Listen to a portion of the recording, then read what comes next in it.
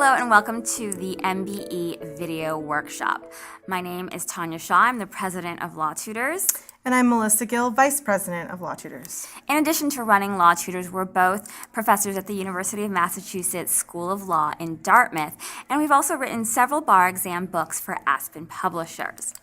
Lawtutors is a company that's based in Boston, and we specialize in small group and one-on-one tutoring. I actually started this company a long time ago. Long time ago. In order to cater to the students who need extra help or wanted to get an edge in law school, essentially. Then what we did is we created a bar exam workshop, and we keep them limited to small groups so that students could really learn about not just the substance that you need to pass the bar, but the skills that are needed as well. It's important to note, and you'll find this throughout the videos, that to pass the bar exam, you don't rely just on substance, and that's where we wanted our workshops to come in handy, that it's not just about memorizing your outline, but how do you tackle the questions? After all, you're not going to write out an outline on your bar exam, or you're going to spit out your entire outline on the bar exam. What you actually have to do is apply that law to the multiple choice questions and when writing your essay. So what we decided to do was bring these small group workshops to video so that you don't necessarily have to be in Boston to reap the benefits that they bring, although we absolutely welcome you. You might be wondering, of course, how this is different than every other online bar course. And I know there's a lot of them. So we can tell you that it's different in exactly the way that Lawtutors is different. First and foremost, we pride ourselves on making the law and bar review entertaining rather than something that you actually dread. Or at least we try. At least we try. And I realize, and we both realize, that taking the bar isn't the most fun thing in the entire world, but we're going to try to make it as pleasant for you as possible. We also explain things in a way that is memorable. We'll use examples. We'll use all real-life experiences. You'll hear all about Melissa's grandmother, Honey, I'm sure. And how we both like Criminal Minds. And how we like Criminal Minds and serial killers. So we're going to do all of that to make this memorable. In addition, although you'll be still watching a video, you will not, and I repeat, you will not be lectured at. These are not designed so that you're going to sit there for 3 hours merely staring at us on a screen. Basically, you are going to be in sort of an interactive setting in the sense that you have to do work, you need to write out things, you need to do multiple choice questions, and you'll be coming back to us for some analysis. And as we'll explain further, you really need to do these things. Sitting there, we obviously can't control what you do, and we can't see you. So we're never going to know if you're actually doing the questions or writing out the essays, but it's to your benefit to actually write them out and do them instead of just relying on our explanations. Not just to see how you do, but to get the practice, because that is incredibly important, not just for these workshops, but for your entire bar review. Now, what I'd like to talk about is some of the materials that you have with you that you're going to be using in conjunction with these videos. Now, first of all, we're going to give you a little instruction sheet that comes with your packet of materials. And then the first thing you're going to have is your big picture outline or questions. And essentially what this is a big picture overview of the subject matter that we're about to do. And it's actually, probably about 20 or 30 minutes. Then what we're going to do is we're going to go over 2 mini essays that you have with you, except in criminal law and criminal procedure, there are 4 of them. And then we are going to go over 20 MBE questions with answers behind it. The reason why we've created the materials the way that we did is the big picture is essentially supposed to be just an overview of the topic. The mini essays are just like small essays they're just like small multiple choice questions without the answer choices right there. And they're essentially a way for you to simultaneously practice your essays while practicing your MBE. You're forced to know the right answer before you actually go and look at the answer choices. And they should be small essays. We call them mini essays for a reason. We're not creative people here. They are indeed essays that are mini. So keep that in mind when you write them. You should not be writing a dissertation. You should be keeping them to a paragraph or 2. And then we have the 20 MBE questions with answers behind it and a table of contents. Now, we're going to urge you not to look at the table of contents, that is sort of the subject matter outline that goes with the questions, before you attack the questions, because it might give you a hint as to the answer. These particular 20 MBE questions per subject were really carefully selected to model what we believe to be some of the most sort of common types of questions that are tested on in the MBE. We've also picked them to be particularly difficult. So if you're getting frustrated because you're just not getting any right, I want you to remember that this is designed for you to learn from, for you to learn new things. So if you get all 20 MBE questions wrong, as long as you learn 20 new things, no one knows but you. So there's nothing wrong with that. And instead of getting frustrated, think about what you can take away from the questions. Also keeping in mind that these are particularly and purposely difficult, because if it was an easy question, we'd have nothing to talk to you about, and that would be sad. And boring. So what you're going to get in your packet, again, is the big picture overview, 2 mini essays, or 4 for criminal law and procedure, and your 20 MBE questions with the answer sheet. Now, sometimes you'll hear us refer to mini essays in general. You'll sometimes even hear us refer to charts. I know I'll refer to the First Amendment chart or this chart, and you might think, what are we talking about? Well, in addition to this video package, you also have the option of course, buying our workbook of mini essays, which come with about 30 little essays or mini essays per topic, so you can pick and choose what kind of mini essays you want to do. Depending also on what jurisdiction you're in, you might want to buy a What Not to Write book by Aspen Publishers if you are in Massachusetts, California, or New York.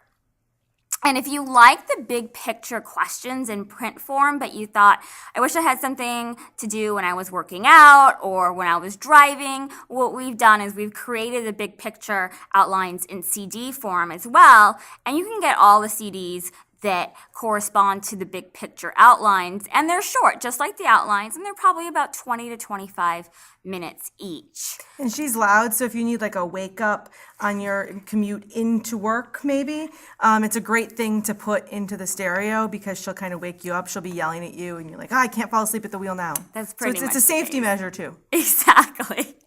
Now, the charts that we're going to be referring to as well are going to be charts that we have in a little workbook called Charts and Notes. Those have the big pictures in them, along with some corresponding charts that'll give you additional visual aids to go along with the topics that we're talking about. And you'll often hear me especially suggest that you make a chart on a certain topic. You'll find that we love our charts, and the reason is the more active that you can be in your studying, that is, instead of just passively reading an outline, but actually doing something different, the more likely you are to retain information.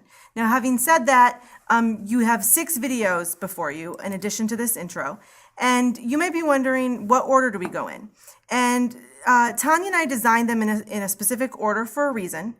We've set up our live workshops the same way. And again, it's not just arbitrary. We kind of think that this is the best order to go in. It works for a reason. You can certainly go in a different order if you want. You can even rewatch videos. You can watch them as many times as you want. You can watch, contracts once and evidence 5 times. It doesn't matter to us. But at least to start, I would go in this ideal order. And that is to start with torts. And the reason for this, in case you were wondering what our rationale is for most of you, torts is a little bit familiar, not as daunting as some other subjects. So it's a really good way to get your feet wet. It's a really good way to learn the skills that we want you to learn without being too overwhelmed with the subject matter. Then you want to take evidence, then contracts, then property. The reason we did these next is because those tend to be subject areas that give most of our students, and we're assuming this includes you, the most difficulty. So if you start with those going in this particular order, you're going to get the most out of them. You're going to get the most review. Then end with con law, and finally criminal law. And the reason I want you to end with criminal law and procedure is because, again, it's kind of like torts. It's not as daunting to many of you as some of the other subjects. So to end on that note is going to be comforting. And I know that sounds kind of, momish of me, but it's not. There's actually psychological reasons why you want to do this. And that's, you're going to retain more confidence. And we always want you to be confident. Yes, we do. And the reason for that is if you're confident, you're not going to second guess yourself.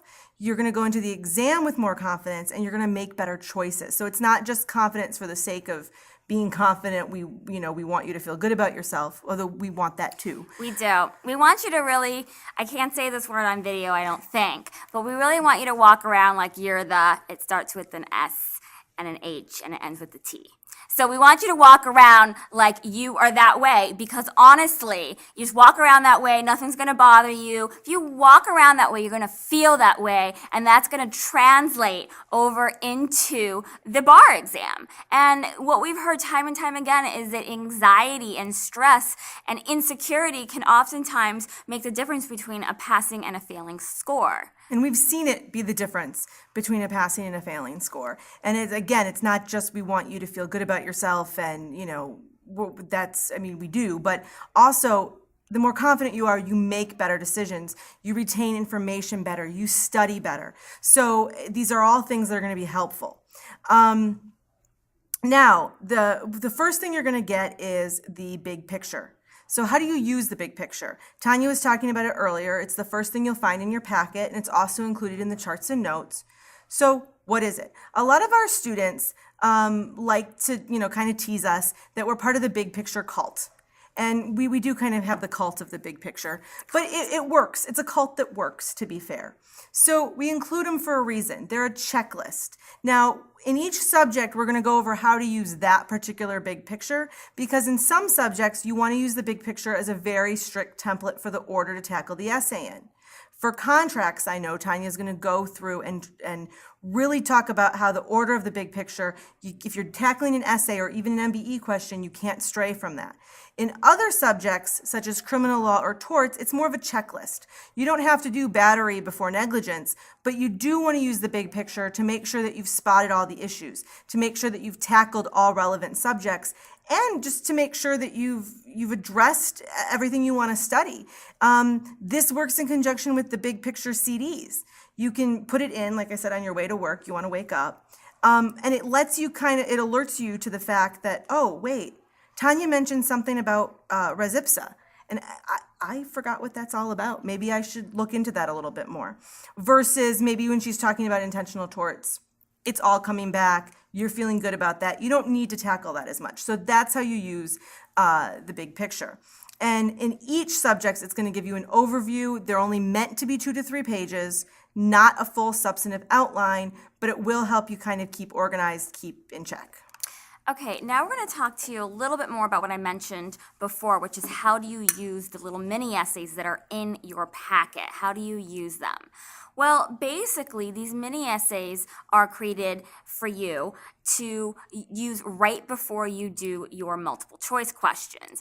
Essentially, what we have is 1 or 2 subject essays. There's 1 or 2 issues that are presented in that essay, and they should be completed within about 5 to 10 minutes. Remember, mini.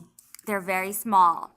Remember, and they should also serve 2 purposes. They help you practice your writing, as I'd mentioned before, and they help you target problem sub-issues, so to speak, which will help you tremendously on the MBE and on your essays.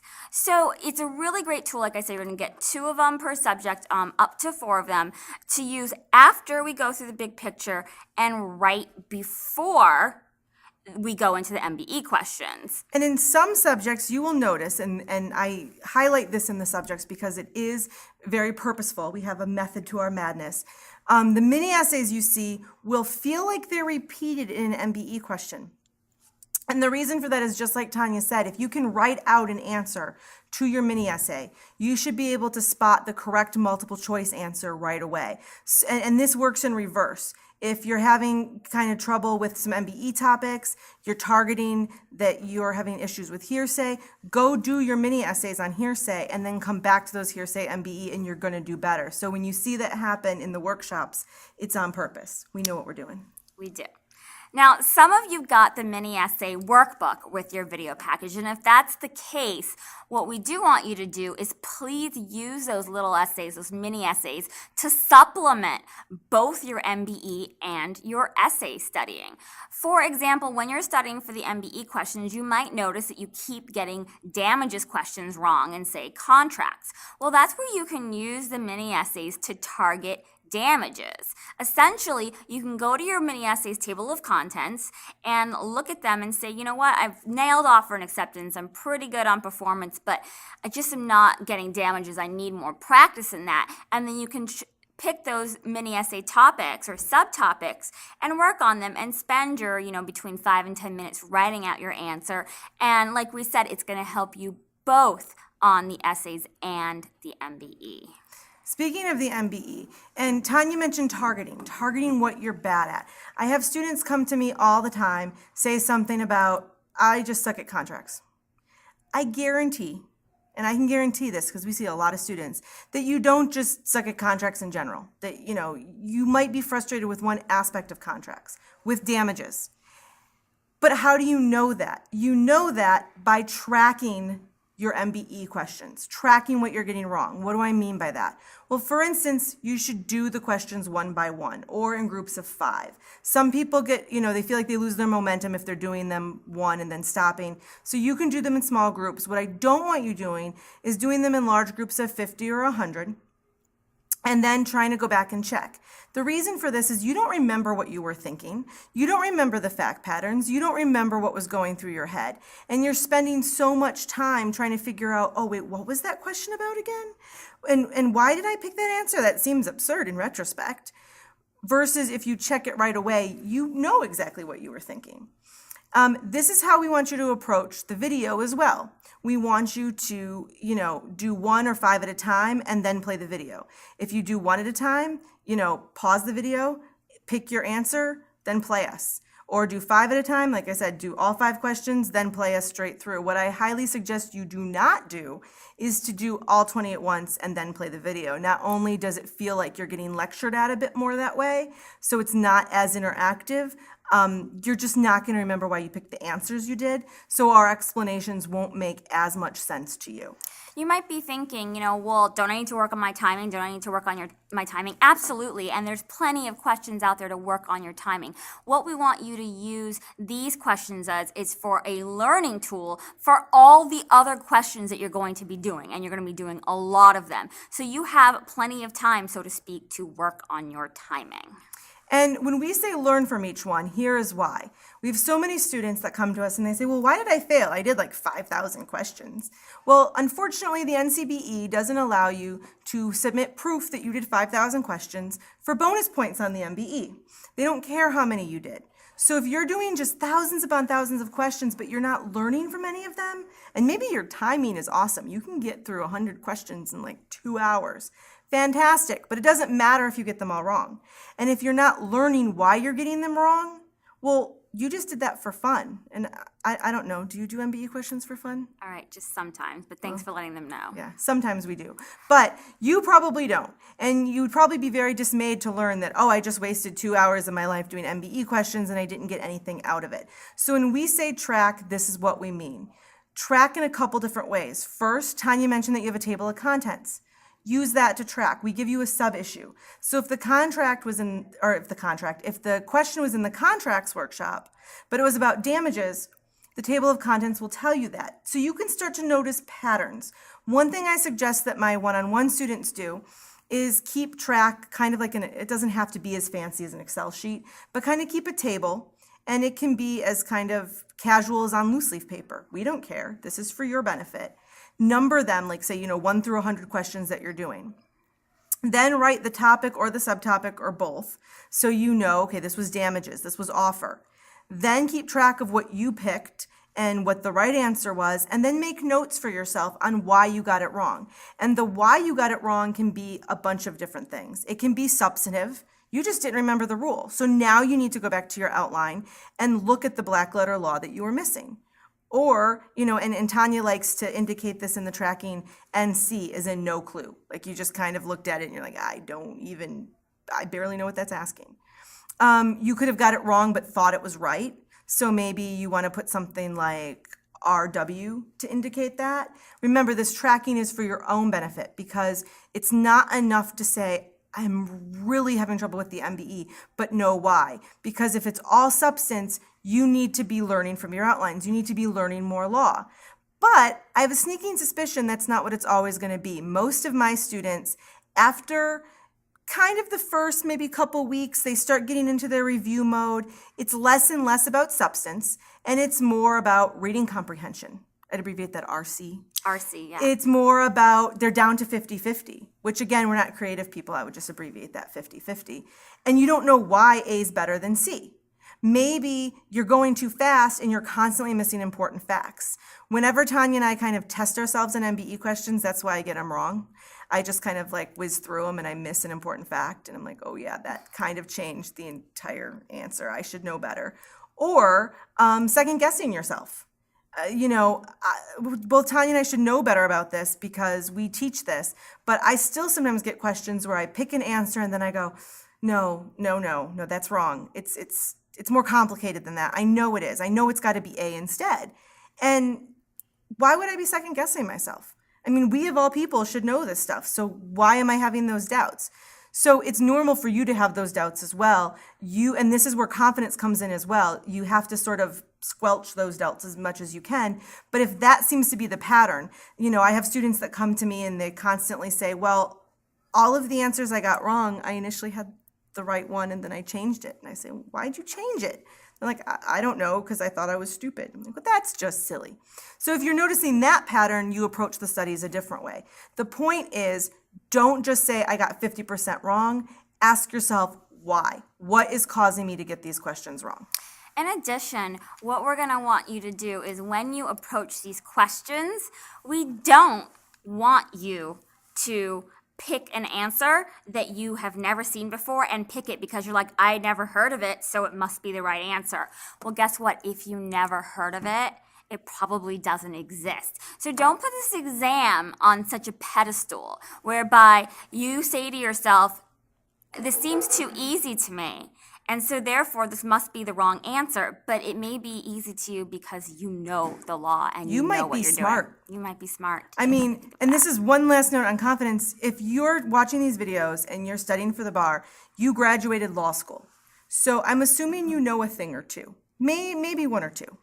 And if you got to law school and you actually made it through your first year and beyond and graduated, you're probably fairly bright.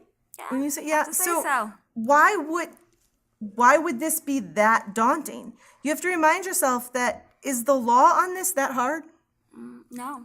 You don't have to be a torts expert. You don't have to have written a law review article on evidence, although I think she wants to.